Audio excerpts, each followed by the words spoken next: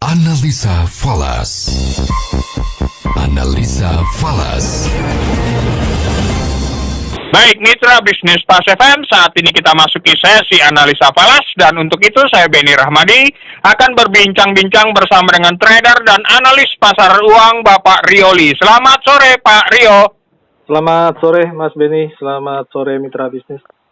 Oke, baik Pak Rio, hari ini seiring dengan penguatan indeks dolar, tampaknya banyak mata uang di across the board ini mengalami pelemahan terhadap dolar Amerika, termasuk juga dengan rupiah kita yang hari ini memang sedikit mengalami pelemahan dibandingkan minggu kemarin ya Pak Rio. Apa betul seperti itu atau Bapak punya review yang lain? Silakan Pak. Ya, betul sekali. Hari ini saya lihat ada pelemahan rupiah kita sekitar 0,65% ya. Setelah minggu lalu itu menguat cukup tajam, sekitar 1% lebih, 1,4%. Dan kalau kita lihat sedikit, seperti yang mungkin kita bahas di minggu lalu ya, bahwa potensi rupiah menguat itu memang cukup besar di tengah melemahnya US dollar.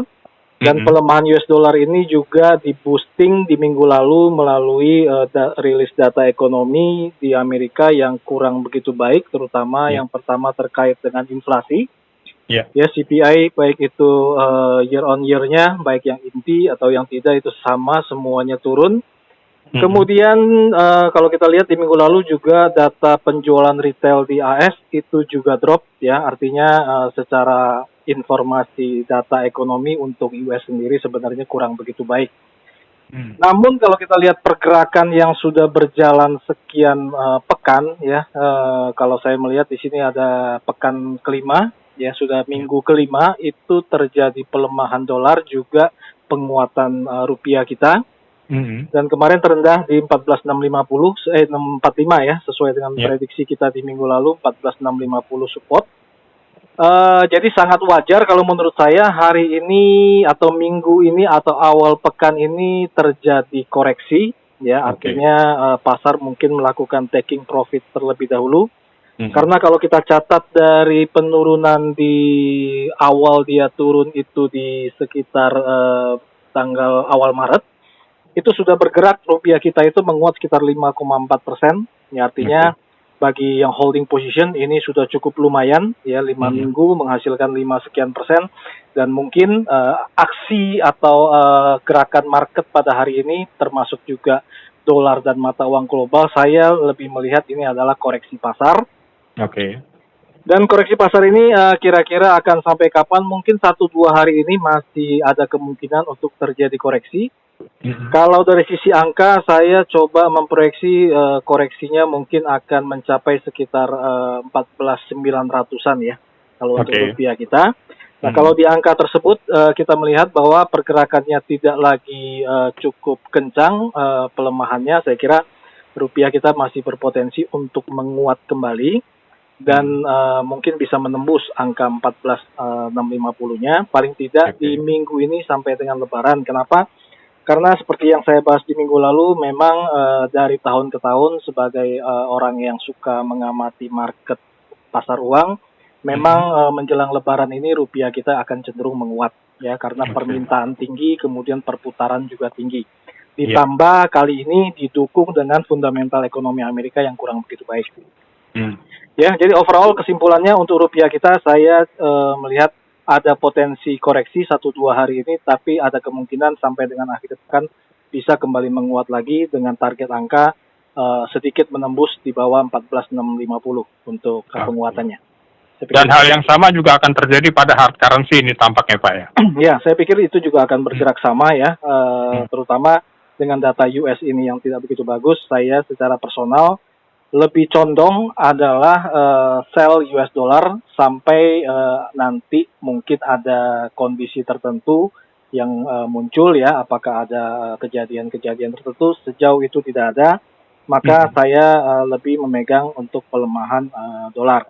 Ditambah lagi beberapa hari atau beberapa minggu terakhir mungkin kita ada menyimak isu ya, ini baru isu dari BRICS ya, jadi Brasil, Rusia, India, China, Afrika Selatan, mungkin sudah ada dolarisasi ya Pak? Ya, betul. Jadi ini juga merupakan salah satu isu yang kurang begitu bagus untuk US dollar. Saya pikir itu Mas Benny.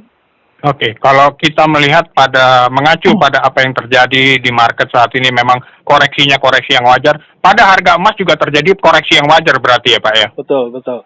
Ya seperti yang minggu lalu seperti saya bilang ya, kalau gold itu ada koreksi atau penurunan sekitar 20-an dolar atau sampai 32 dolar per troy ounce, saya pikir disesuaikan dengan teknikal itu akan menjadi momen yang cukup baik untuk melakukan action buy.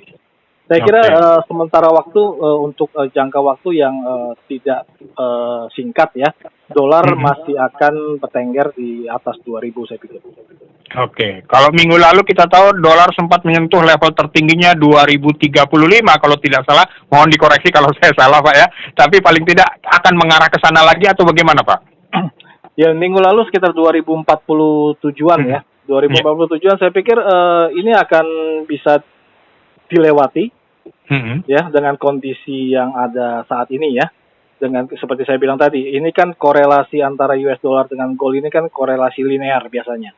Nah sehingga kalau potensi dolar ini masih melemah cukup kita yakinin, maka potensi untuk gold terus naik, saya kira juga ini juga berpotensi. Ditambah lagi kalau kita mengikuti juga, walaupun kita tidak berharap ya, kasus COVID-19 di beberapa negara ini justru terjadi peningkatan. Ya, jadi saya pikir belumlah saatnya untuk gold turun secara drastis. Tapi yang namanya pergerakan volatil gold kita tahu sendiri, kadang pergerakan koreksinya pun cukup besar ya. Oke. Tapi paling tidak kita masih bisa ambil posisi buy lah untuk gold ini ya Pak ya? Betul. Tapi saya lebih rekomen adalah selalu buy on dip kalau untuk gold. Oke. Baik, Pak Ri, satu hal lagi Pak, kalau kita perhatikan harga energi nih Pak, belakangan saya berpikir minggu lalu paling tidak masih bisa bertahan di harga sekitar 70-an, tapi ternyata minggu lalu juga sudah tembus 80-an dan hari ini tetap bertahan di angka 80-an, bahkan 81, 82 dan sekitarnya gitu Pak. Ya, kira-kira harga energi ini seperti apa ini Pak? Ya ini kan juga tidak terlepas dari beberapa minggu yang lalu itu ada kesepakatan untuk pengurangan produksi ya. Oke. Nah, pengurangan produksi kemudian ditambah lagi sekarang ekonomi sedikit demi sedikit walaupun belum pulih secara total, industri sudah mulai jalan. Saya kira demand untuk energi ini tetap akan bagus dan harga masih punya potensi untuk tetap bermain di angka 70 atau 80. Saya pikir itu. Oke. Overall Pak, apa rekomendasi Bapak untuk para investor khususnya di bidang komoditas dan juga forex ini Pak secara umum untuk minggu ini? Kalau untuk mata uang saya rekomendasi untuk memantau US dollar, artinya kalau koreksinya kita lihat memang sudah cukup, mungkin bisa dibantu dari sisi teknikal. Saya kira ini bisa dimanfaatkan untuk sell lagi US dollarnya.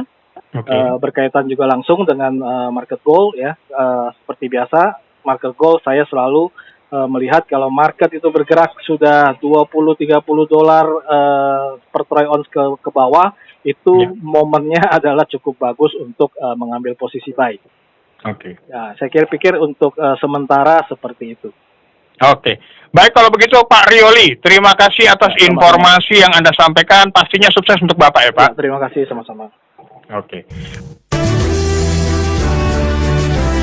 Mitra bisnis, segala bentuk investasi memiliki resiko. Untuk itu mitra bisnis, pahami resikonya sebelum berinvestasi. Jadilah investor yang bijak.